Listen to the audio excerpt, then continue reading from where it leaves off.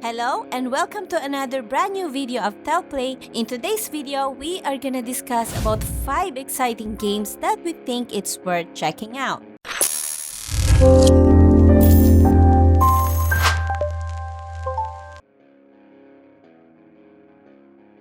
So the first one on our list is called the Entropy Center. This is an adventure puzzle game very similar to the Portal series. Honestly, I was really intrigued about this game because of that aspect. It looks very similar to the Portal series, it's just that this time you're actually manipulating time. You're able to actually use objects such as another cube in this case, where you can play around with the cube in such a way that you move it back and forth and you try to open trapdoors and try to solve very smartly made puzzles. In this game, in comparison to Portal, you have a gun that actually acts as your companion. This gun is helping you out to manipulate time and create really awesome scenarios that I honestly am excited to try out at some point. So what do you think about the puzzles in the game? Because based on the reviews in Steam, I saw that a lot of people actually review it as positive and they recommended the game. Yeah, I honestly think that this game really did a good job at the puzzle section. I have actually seen the developer actually playing it. If you go on Steam, you can see that he's playing live some of the games, or some of them are just recorded footages. And it's really nice to see that you can use different methods to actually resolve the puzzle. And I really like that because it gives you freedom. It doesn't seem like these puzzles are strictly forbidding you from actually experimenting and trying your own way. That's why I actually enjoyed Portal series, and I think this game is very similar to that, and anybody who has a creative mind and wants to try this kind of games, they're definitely gonna enjoy it. Yeah, it looks very interesting, especially with the gun. I can see that you have a body over there and this gun actually talks, which is really interesting. Yeah, he does act as a tutorial, but I think that it has to do something with the story as well. It's trying to actually help you out to get through each puzzle, and I really hope that the narration and the story is actually interesting and compelling, because this game doesn't seem like it's an open world. Obviously, it's based on the puzzle, so you go from room to room. So I'm expecting that there will be some linear kind of storytelling with interesting maybe jokes and narration. So this game is already out, as I said. It came out on the 3rd of November. It's available for the PlayStation 4 and PlayStation 5, Xbox One, Microsoft Windows, and Xbox Series X and S, and it was developed by Stubby Games, so I'm excited about that. And yeah, it looks promising, and I really hope to see what other people think about this game. I'm looking forward to try it out. I really like Portal. I keep talking about it, but yeah, definitely go check it out if you are a fan of this kind of genre.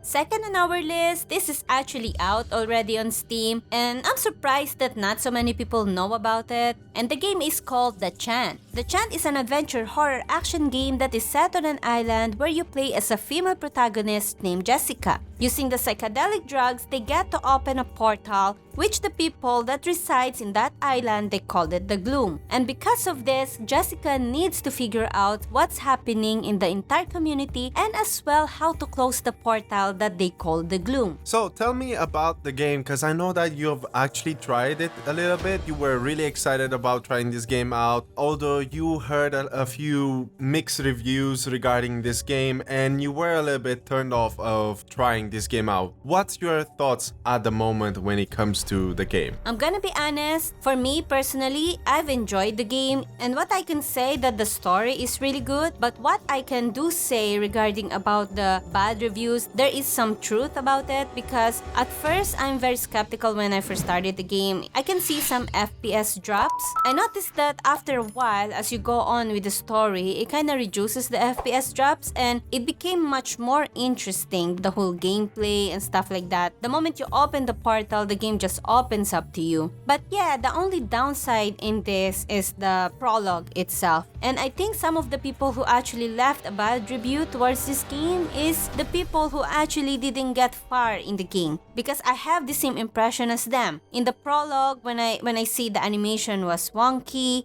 and I'm having these FPS drops which I shouldn't have, and my PC is above requirements. It just doesn't make sense for me to have this kind of FPS drop, and I need to set my graphics settings to high instead of ultra. It just doesn't make any sense. And while I'm playing this game, I actually wanted to put down the game, and I'm gonna be honest, that's how I really felt. And I know many people, as I mentioned earlier, that they felt the same thing. But I can say that if you give the game a try to progress more in the story, you will see, you will be blown away by how good the game is. And regarding about the horror aspect in the game, it's not really a horror-ish game. Actually, it's more of a suspense, and it gives me this vibe of Resident Evil. There is no ghosts or such things in the game. Basically, when you're fighting this gloom or demons, you can call it demons if you want, it gives you this suspense because they're actually really strong, and the whole atmosphere in the game is just so dark, and this demon is chasing you, and plus you don't have enough resources on your disposal, which it kind of makes it really hard in general. But as time goes by, as you progress in the game, you will get used with the combat itself. It's actually really fun, and not to mention, I do want to appreciate the animation when you dodge, because they have this different kind of dodge depending of how many times you press the space bar. So yeah, for me, it gives me this immersion. Actually, when I first saw the trailer, I feel a bit off because the animation is wonky. I didn't like it that much, but once you're inside the game and you find out what's happening in the world or in that island, you will be surprised how good the game is. Maybe some of you doesn't want to buy the game because of the FPS drop. You can either wait for the fix for this game, or you can either wait for the sale in Steam. And as I mentioned earlier, this game is already out in Steam and on PlayStation 5, Xbox Series X and S, and Microsoft Windows. It was developed by Brass Token, and I'm gonna be honest, it is their first game, and I can tell you this game, the Chant, is actually not too bad. Awesome. Let's move on to the next one.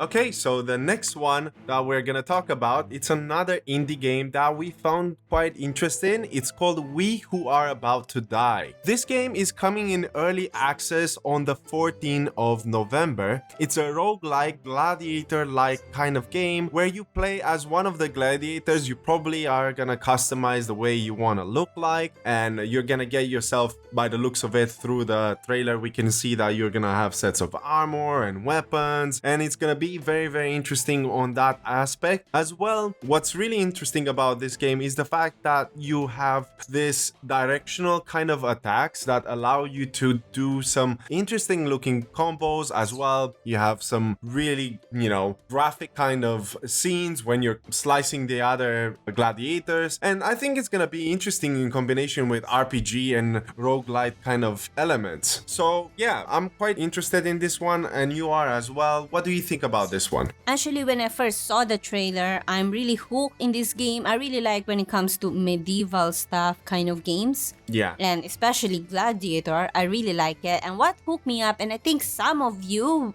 will get intrigued in this game, is how they actually did with the fighting in general, in which you use your mouse, directional mouse, and then that's how it goes with your attack. For me, I don't think anybody does that. I mean, we did have a couple of games. We had For Honor, we had Kingdom Come Deliverance, but there were specific directional, and this one allows you to go on different angles that no other games have allowed, or at least we don't know about. This game, you can actually try it out as a demo. It's on Steam, and yeah, it looks really interesting, to be honest. So yeah, that's it for this game. This game is coming out on 14 November. By the trailer, it says 15 November. We're not exactly sure, but I would say 14 because that's what it shows on Steam, and it's their first game. So yeah, go check it out. You have the demo to try it out and see for yourself if you actually enjoy the game.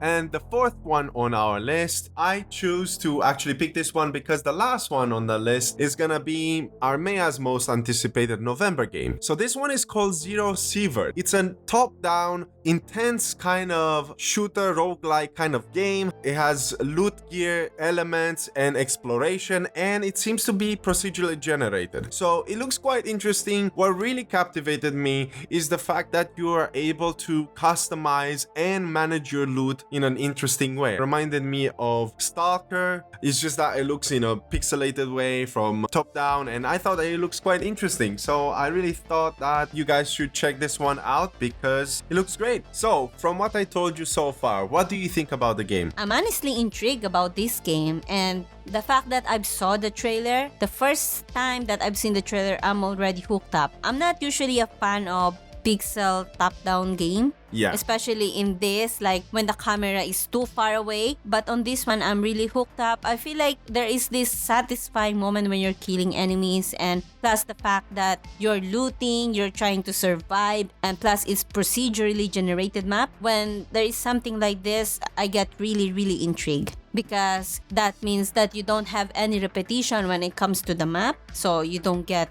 bored too quickly, especially when the game like this you're exploring, scavenging stuff, and I'm pretty sure the items as well not in the same spot where you will find them. Oh yeah, for sure. It's gonna give a lot of replayability when it comes to that kind of elements, and it does seem like the main feature compared to, like, for example, what we spoke about Chant. The Chant might be the story that is the main thing, but here I think it's gonna be the gameplay. It looks very interesting. You can customize your weapons. It does look like you're managing your inventory quite well. It's not like you can go and pick up whatever you want. It has this kind of Resident Evil kind of style, or the Escape of Tarkov, where you have to manage your inventory. You cannot carry whatever you want. It looks very interesting. The customization of the weapons are unique. I never seen anything like that. And it seems like while you're trying to go out and scavenge and get items, you can actually lose them if you die. So it is quite difficult in that kind of sense, but it is very rewarding because when you return to the base, you can actually upgrade your base and make yourself possibly more stronger. Yeah, that's what's very interesting about this game. And not only that, I've watched some of the gameplay of other YouTubers. In those gameplay that I've watched, you really felt it's so tense, it's suspense because you don't want to lose your items. And I saw that you can actually go in stealth mode, and you will really need to walk sneakily toward the enemies. I think they damage you like realistically, probably that's why, because while I was watching that one, he's going towards the enemy, very sneaky, and when he managed to get into the enemy, he just one-shot the enemy. And by seeing that one, imagine if the enemy will do that to you. So I'm pretty sure you easily die in this game, which is a pretty good feature in the game. And I like this kind of games, to be honest, where you feel realistically getting hit and you don't have that much health bar. So you really felt the survival. Yeah, for sure, there's gonna be a lot of survival elements in this game, which is really interesting. So yeah, this game has been developed by Cabo Studio. It's their first game. We don't know anything about these developers, and hopefully it's gonna be quite good. My expectations for this game anyway are cautiously optimistic, so I'm excited for this kind of game. Yeah, me too. I'm just hoping that it's polished, and because even though it's early access game, we don't need to expect, or the developer doesn't need to give us with many bugs. It's okay to have minor bugs, but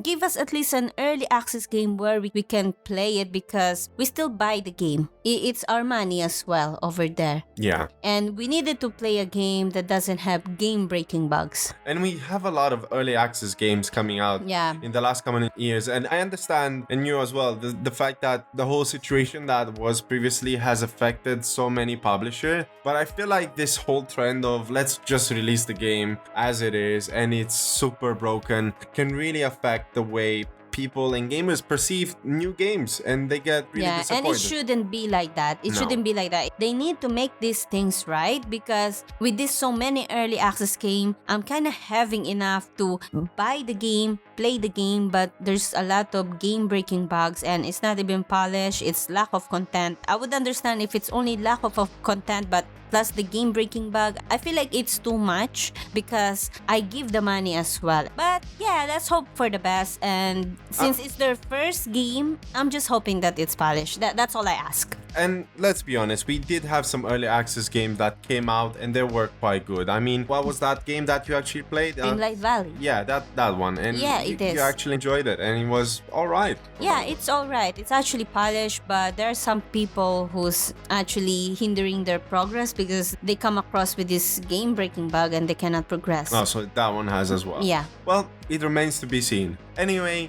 that leaves it with Zero Sievert. If you want to check this game out, you can definitely go and do so. We're gonna leave all the information in the description below so you can go and check it out.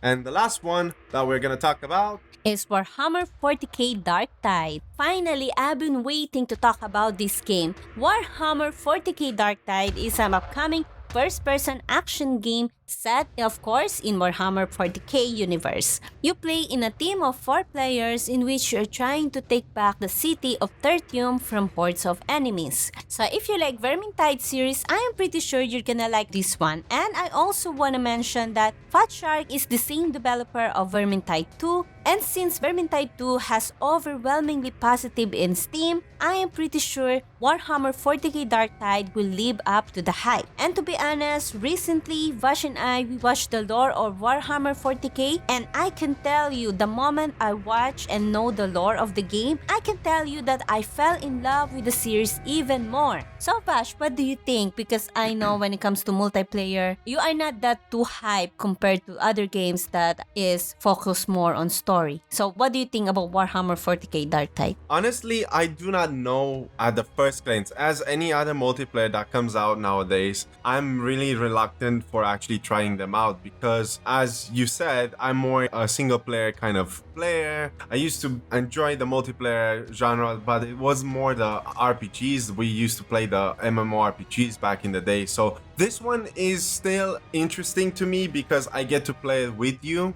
So I'll definitely enjoy to play this one because visually it looks a lot better than Vermintide 2. We can definitely see some improvements visually, and hopefully the gameplay stands up, you know, quite well, because I really fancied some of the things in the game. For example, you can customize the character. I really like that. I wanted that to be in Vermintide. Unfortunately, we didn't have it. We had more character-based driven lore and everything was tailored around the characters that were in Vermintide. So hopefully with this kind of game and gameplay and the fact that you can customize, you get to feel your character even more. Yeah, and I also want to mention is that compared to Vermintide 2, at the hub, you don't really see the character. But on this game, what I've saw in the gameplay of other YouTubers is that at the hub, you get to see your character in third person. Because in Vermintide 2, you cannot do that. But you can only by pressing some keys, but you cannot really move the character. So it's quite interesting what they add, this feature that they add in Darktide. Yeah, I think it was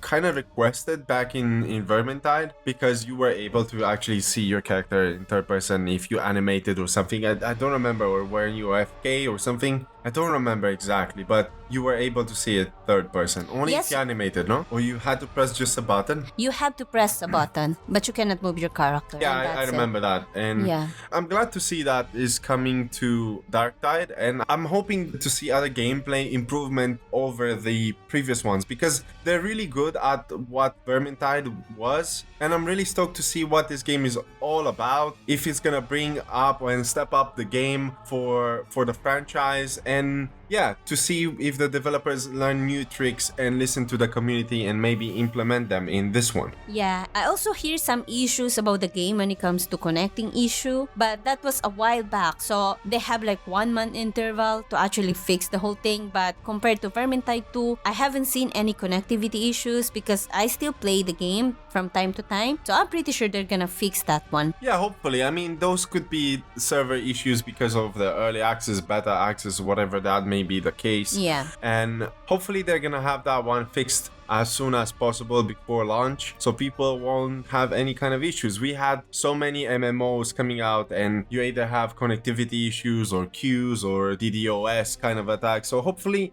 connectivity is not gonna be an issue because this is a 4-player kind of base kind of game, and so you shouldn't have that much of an issue. I think it's a peer-to-peer connection, so it's all based on the host, how well their connectivity is like. So yeah, I'm interested to see how that pans out, and yeah. We also have some characters that will have a comeback in the game, although I am not sure if it's only the voice itself. I think it's gonna be only the voice. But it makes sense because for me, as a Vermintide 2 player, saw how the looks of the dwarf, and it's kind of weird for me to hear his voice in the game and not associate him with the dwarf. Yeah. Yeah, well... No, or maybe they have this phrase that this is how you sound like when you are a dwarf. But as I've said, it doesn't make any sense to me since I've saw this character and then seeing them with different face, it's just weird. Well, obviously, if the voice actor is actually good, they wanted them to return in the Warhammer franchise because the dwarf,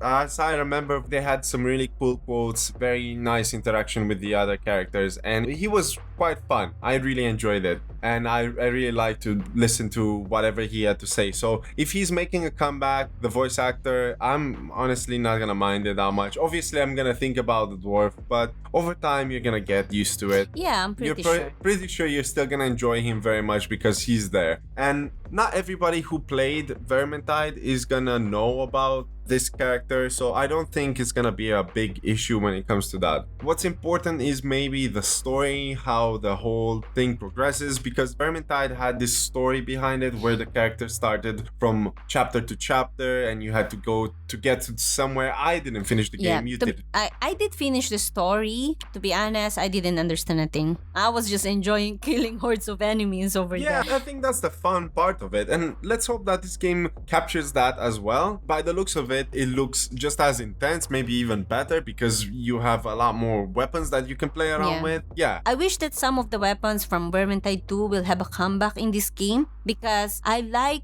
in the recent update in Vermintide 2, they actually released this weapon. It's a spear and you can actually throw it 3 times on the enemy and you just reload and stuff like that. It's really, really cool. And I wanted that weapon to have a comeback in the game because that's the one that I'm always using in my entire match. Well, it remains to be seen because it's a different world. Obviously, this whole event's happening on a different planet. 40,000 years maybe from when the fantasy period happened. We don't even know if that's the case. If I remember right, the fantasy part of Vermintide happens on a alternate universe created by some sort of gods and stuff like that. The lore goes very in-depth and complicated, and if you want to check it out, you definitely can find some videos out there on YouTube. And I also want to correct myself. It's not a spear, actually. I just remembered now. It's called javelin. Yeah. I don't know, and I don't think that it would make sense in Darktide to have a return. Anyway, they're not Hopefully connected there at is, all. Because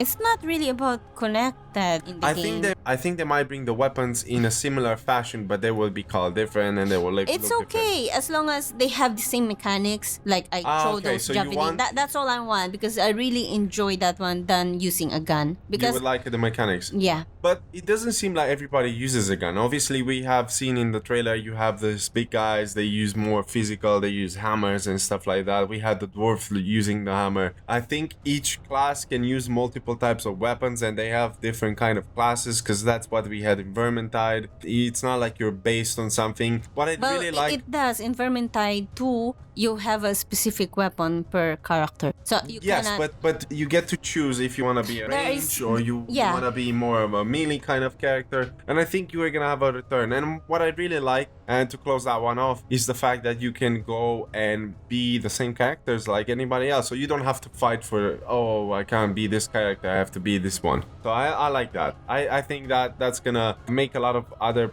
players happy who are gonna get into this kind of game because they can choose whatever character and class they want to pick, and I think you can, have fun from there. Yeah, that's true. Anyways, Warhammer 40k Darktide will be released on 30 of November for Xbox Series and Series S and Microsoft Windows. So that concludes our listing discussion video. We hope you enjoy the games that we actually picked. Obviously, there are AAA games out there that are coming this November, such as God of War Ragnarok, which pretty much everybody discussed about. We didn't want to talk about that one. Obviously, a lot of people are hyped about that one, but we wanted to to talk about some other games, indie games as well, that we thought that are worth mentioning and are worth checking out. So if you enjoy this kind of listing and discussion video, feel free to drop us a like and subscribe to our channel and turn on all notifications on so you don't miss a thing. Also, if you want to stay in touch with us, you can join our Discord channel where we talk about news, games, and as well we do giveaways. So if you're interested to take part in our monthly giveaways, you can do so by checking the link in the description below. Make sure to not miss this, as we're gonna have a special giveaway this coming December, and it's only gonna be for Discord members only. So make sure to join our Discord, okay? So once again, thank you very much for watching. My name is Vasharal, and together with Arrmeya, this has been a Teleplay discussion listing video. That's it from us, and we'll see you guys in the next video. bye!